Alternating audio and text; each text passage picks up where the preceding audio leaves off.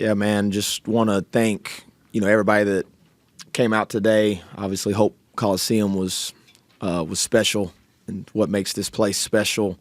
Obviously, we, lost a couple tough ones, and, again, people hanging in there with us, and just, it was a special environment. Thought our guys really executed defensively well early. Jasper got us off to a great start offensively. Attention to detail, like I said, was good. Belo and Chance, did a really good job on three. And Rob Wright got away from us a little bit in the first half, but obviously he's a great player too. And DJ was tremendous in the first half, and it was kind of one of those kind of baton games where it kind of kept getting passed to other people in big parts and big stretches, and they made their run, which we figured they would. If you've kind of followed them this year, they've, similarly to us, have dug themselves some big holes and then had the ability to dig themselves out of those holes. But I thought our composure and, again, this group stays together about as good as any team I've been around, and made the plays down the stretch. And then, obviously, the rebounding differential was probably the separator in the game. Questions? What was the difference there, Ross, on the glass today? I'd have to watch it, to really see. I mean, I thought, we were able to drive the ball, which I've talked about how vulnerable that can make you on the defensive glass, even from our own standpoint. And thought we were able to drive the ball and get shots up on the rim. And, Belo was really active, and Harlan and Chance, and just played with a level of urgency once the shot went up and led to some big baskets.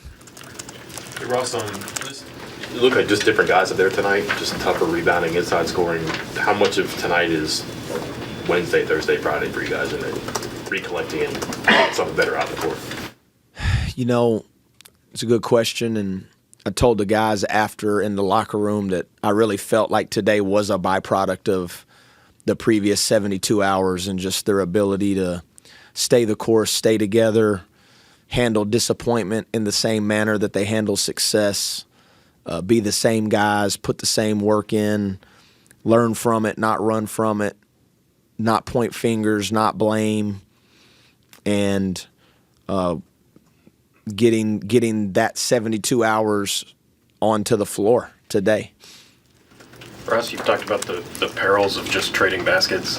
How different is it when you're ahead? Obviously, you were up by like 10, but you never were able to kind of grow that. Yeah, like I said, if you've watched them this year, that's similar to what they've done in other scenarios. I wasn't surprised, and now they're like I thought to start the second half. Part of that was we didn't do a great job of giving them one shot only. We made them miss the first shot of the half, and we couldn't come up with it. Then we foul them, then they bang a three, then we turn it over, and now you're like a 7-point game. So they are as two an elite one-on-one players in our entire league. And so, like I said, the last thing you want to do is give them multiple chances. But, yeah, they got in a rhythm and they started making some tough ones, and you do feel a little bit of the squeeze, like you better keep scoring on the other end too. But, again, our ability when we did miss to go get the offensive board, and then I thought, Chance probably made the play of the game when we kind of turned it over and he went and stole the ball back.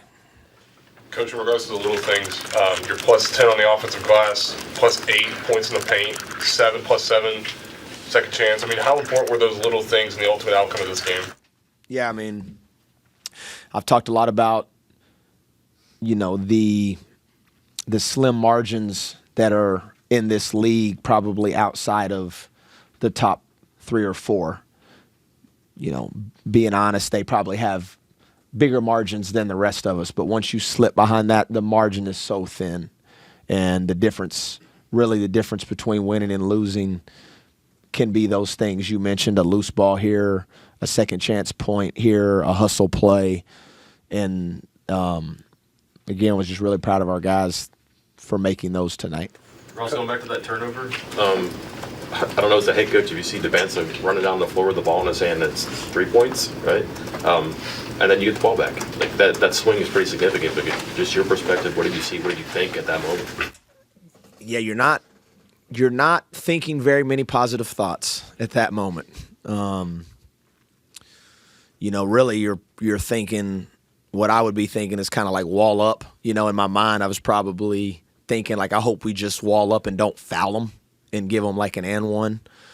But again, I thought that play was symbiotic a little bit of this team and this team's ability to play through negative stretches, a negative play, a negative game, a negative result, and continue to keep playing. And that was about as big of a keep playing play as you could have in that moment. Coach, the weird things in box scores catch my eye a lot. I think of the way Brennan played defense on AJ, his offensive rebounds, his scoring. He's a -7 in the box score. How is that possible? I mean, yeah. that's not a -7 game. No, I think, he got 2 fouls early. And so, like you said, that's why I think plus minus is sometimes tells the story, and then sometimes it's a byproduct of maybe you sub him out and Honor goes on a heater and goes on a 9-0 run. Well, you lost those 9 points when you were on the bench. And so I thought that was a little bit of that in that first half. We did make that run when he was in foul trouble. But I thought his attention to detail and his commitment to not fouling him, and he's so difficult to defend. He's so fluid. He puts you in tough spots. But I thought Belo did a great job of making them make tough ones and not fouling them on jump shots. So You're not grading him a -7 on this game, though? Or? no, not tonight. Not tonight. How was the halftime message different going in with a 14-point lead, your largest halftime lead in Big 12 play? Just that, and again, we talked about it, just reiterated a message that we had already delivered, whether it was last night or this morning, that because of both of our natures, ours and theirs, throughout Big 12 play, to be up and down and come back. I mean, even the other night against Central Florida, they were down 36 in the second half. They cut it to like 10. They were down 22 at the half against Clemson, came back and beat them. They were down big against Arizona late, and made that a one-possession game with a chance to win it at the end. So we had talked a lot about that leading up, that no lead was probably going to be too insurmountable to come back, and then no lead that you had was going to be too insurmountable for them to come back. And so the biggest message, which, again, we didn't do to start the second half, was like they only had 2 offensive rebounds in the first half. And then they had 5 in the first 9 minutes of the second half, and I think that's where you saw some of the change in score. Because they have the offensive talent, they're going to make like tough shots. I mean, that's going to happen. But what you don't want to do is give second chance points. So that was the message. You're 2-1 against ranked opponents at home this season. What can you say about your team's resilience in these games? Yeah, I think it speaks more to how special of an environment, Hope Coliseum can be, and how difficult of a place this is to play. And I think the 2 wins that we had, I thought we played great in both those games. I mean, I thought we played really well against Kansas, and I thought we played well tonight, great tonight, and got obviously you're always a better coach when the ball goes in the hole. Like, you know what I mean? And the ball goes in the hole a little bit, all of a sudden, and again, we made shots tonight. And that's kind of an underrated component. There's a lot of ways to win a game, but it certainly helps when you can get some shots to go in. Ross, in regards to the last 72 hours, as you alluded to, and then Honor mentioned, just not so much to do with that, more the urgency, the response from your group following that overtime loss to Oklahoma State leading into this game. Yeah, the urgency that we talked about was just, this group has been so committed since the moment they've stepped on campus, June 1st. They're not perfect. I mean, they're human beings, but their commitment level to what we've been doing and how we've been asking them to do it has been really good. I mean, as good as I've been around. And this group of, they're really incredible in hotels and, planes and locker rooms and how they interact with other people. And it wasn't something that I wanted to take for granted. So I wanted to make sure that I was giving them everything that I had. And that was what we asked. Let's make sure our commitment level doesn't waver. This is the Big 12. You're going to go through tough stretches. You're going to have some tough losses. We're not looking at an insurmountable mountain that we have to climb. So that was where the urgency came in, and that was the talk. Let's just continue to give everything we've had, pour into each other, trust each other, and there is part of you that has to accept that you're not always going to get the result that you want, and whether it's in sports or it's in life. We talked about Kobe Bryant a little bit. I think he played maybe 22, 23 years in the NBA. He won 5 NBA titles. Steph Curry's won 4. I think he's on year 17. 13 years of those guys' careers, it didn't end the way they wanted it to end. But I don't think anybody in here would classify Steph Curry as a loser. But he's actually came up short for his ultimate goal more often than not. So that was where the urgency and that was where the talk was. Let's keep doing the right things. Let's not fracture. We'll give each other everything we got, and then there should be a freedom associated with that. Once the ball goes out of your hand, you don't get to control if it goes in. You don't. As much as we would all like it to be able to control that part, we don't. On the court there, you kind of, at the end of the game, you hugged your guys and you said, we haven't heard this song in a while. Can you just talk about that moment? Yeah. I mean, yes. I thought about that a lot today. I've thought about that in the past. Yes, I wanted to cue Country Roads for sure. I wanted to hear that song today. So it's a special moment. We have a special fan base. Hope Coliseum was incredible today, and you like to be able to reward the people that stick with you in tough times, and they were incredible today. So it's always good to reward people that care so much about this place when you can. Coach, DJ had that amazing first half, and it's not, obviously he plays in the second half, but it was more like Chance and Belo, and I was that worried. Is there a point you remember Chance and Belo? I mean, that's who we got to stick with. I mean, that's what's working. Even though DJ had this great first half. This game in particular, more than ever, we felt like we needed size on the floor because of AJ's size, and so you had to defend him with size, and so you knew you were going to kind of have a combination of Belo, Chance, and Harlan, or DJ and Kata got 2 fouls in the first half. And DJ was battling him as good as he could battle him on the defensive end of the floor. And his size, we felt his size on the glass, so we felt like we needed to go a little bigger. But DJ's attitude and was incredible, and it was kind of just, like I said, the ebb and the flow of the game, and really trying to primarily figuring out how you were going to slow them down and stop them. What's Chance giving you these last couple of games? Because it seems like he's playing with a little bit more energy compared to the beginning of Big 12 play. Yeah, just being aggressive, being decisive. The game has opened up again.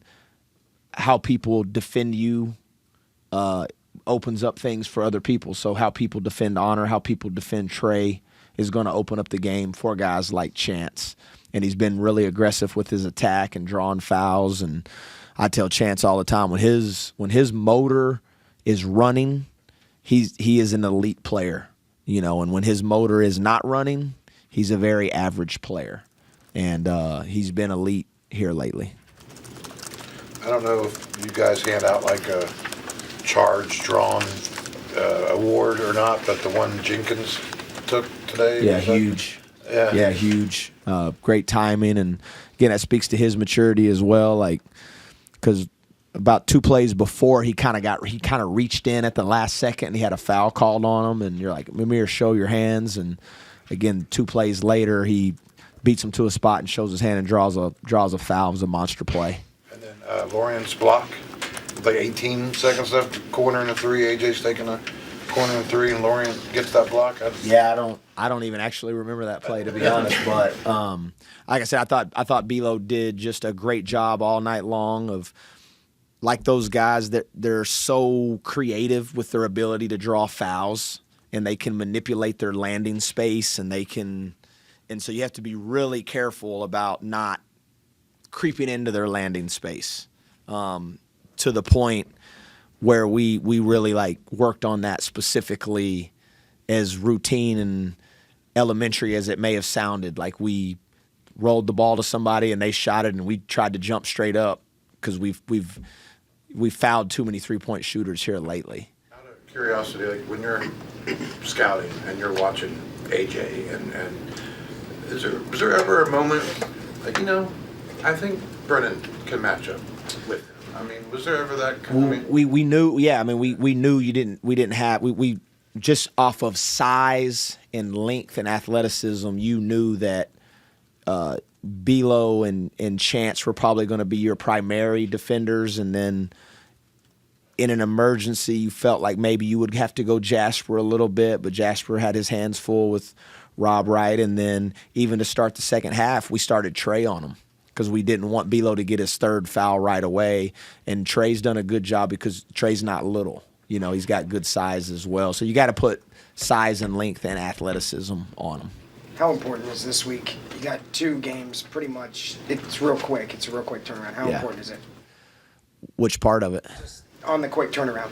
Yeah, I mean, you talked about Kobe Bryant. We watched a little clip of him yesterday, and he did. He said, hey, like, you play the game, you're going to win, and that's good when you win. He's like, but you got to wake up the next day and you've got to do it all over again. And sometimes you lose. It really sucks, but you got to wake up and you got to do it all over again. So it kind of started right after the game. Those guys got to get treatment. They got to get rest. We'll get together at some point in time tomorrow afternoon, and then you're on a plane on Monday. So just you got to be so committed to the present and the now and not worry too much about anything else. Coach, thank you. Thank y'all. Y'all be safe.